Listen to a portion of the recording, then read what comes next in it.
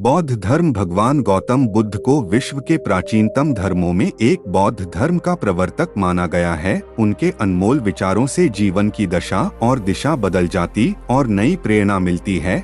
लोग उनके उपदेशों और विचारों को ग्रहण कर उसका पालन करते हैं। लेकिन गौतम बुद्ध के कई विचारों में एक है 4 पति पत्नी होने से जुड़े विचार, जिसे जानकर आप चकित रह जाएंगे। गौतम बुद्ध के अनुसार हर पुरुष की 4 पत्नियां और हर स्त्री के 4 पति होने चाहिए। लेकिन आखिर उन्होंने ऐसा क्यों कहा और इसके पीछे का कारण क्या है?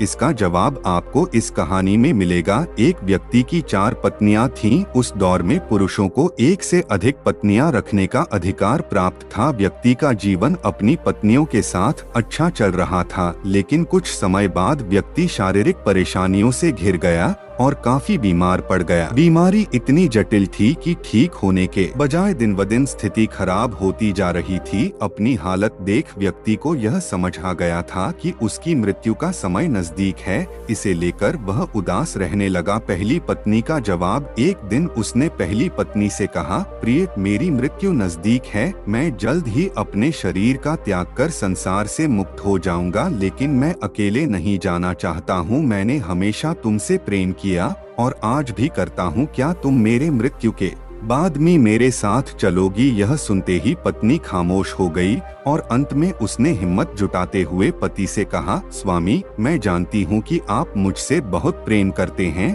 और मैं भी आपसे उतना ही प्रेम करती हूँ, लेकिन आपकी मृत्यु के साथ हमारे अलग होने का भी समय आ गया। यह कहते हुए पहली पत्नी ने मृत्यु के बाद उसके साथ चलने से इनकार कर दिया। दूसरी पत्नी का जवाब। इसके बाद व्यक्ति अपनी दूसरी पत्नी के पास जाकर उससे भी यही प्रश्न पूछते हुए कहता है, क्या तुम मृत्यु के बाद मेरे साथ चलोगी? जवाब में दूसरी पत्नी कहती है, जब आपकी पहली पत्नी ने ही आपके साथ जाने से इनकार कर दिया तो मैं आपके साथ कैसे जा सकती हूँ? यह कहते हुए वह भी उसके पास से चली जाती है। तीसरी पत्नी का जवाब। व्यक्ति की मौत अब बेहद करीब रहती है और वह मृत्यु के बाद अकेले होने के कारण उदास मन से तीसरी पत्नी को बुलाकर भी यही प्रश्न करता है।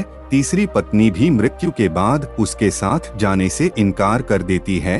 चौथी पत्नी का जवाब। मृत्यु को और करीब पाकर अब व्यक्ति की सारी उम्मीदें खत्म हो चुकी होती है और अंत में वह अपनी चौथी पत्नी को बुलाता है और हिम्मत जुटाकर वही प्रश्न पूछता है जो उसने अपनी 3 पत्नियों से पूछे थे। व्यक्ति कहता है, मैं मरने के बाद जहाँ भी जाऊंगा, क्या तुम भी मेरे साथ वहाँ चलोगी? तब चौथी पत्नी कहती है, स्वामी, मैं आपके साथ जरूर चलूंगी। आप जहाँ भी जाएंगे मैं भी आपके साथ चलूंगी और आपका साथ दूंगी, क्योंकि मैं खुद भी आपसे दूर नहीं रह सकती। कहानी का सार और सीख। कहानी को सुनाते हुए गौतम बुद्ध अंत में कहते हैं, हर पुरुष और महिला के पास 4 पत्नियां और 4 पति जरूर होने चाहिए। यह इसलिए क्योंकि उसे भी चौथी बार में हाँ सुनने को मिले। हालांकि कहानी में बताए 4 पति और पत्नी का तात्पर्य यहाँ गौतम बुद्ध ने जीवन के पहलू को बताया है। गौतम बुद्ध के अनुसार इस कहानी में पहली पत्नी हमारा शरीर है,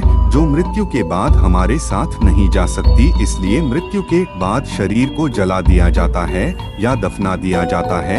दूसरी पत्नी है हमारा भाग्य है। मृत्यु के बाद हमारा भाग्य भी यहीं छूट जाता है और हम उसे साथ नहीं लेकर जा सकते हैं। तीसरी पत्नी का संबंध रिश्तों से है। मृत्यु के बाद रिश्ते नाते सभी यहीं छूट जाते हैं और हम चाहकर भी इसे अपने साथ नहीं लेकर जा सकते हैं। तीसरी पत्नी का संबंध रिश्तों से है। मृत्यु के बाद रिश्ते नाते सभी यहीं छूट जाते हैं और हम चाहकर भी इसे अपने साथ नहीं लेकर जा सकते हैं। कहानी में चौथी पत्नी जो कि साथ जाने के लिए तैयार हो जाती है, इसका संबंध हमारे कर्म से है। कर्म ही एकमात्र ऐसी चीज है जो मृत्यु के बाद हमारे साथ जाती है। कर्म ही वह चीज है जिससे हमारे पाप पुण्य का लेखा जोखा होता है और मृत्यु के बाद हमारी आत्मा को स्वर्ग या नरक की प्राप्ति होती है।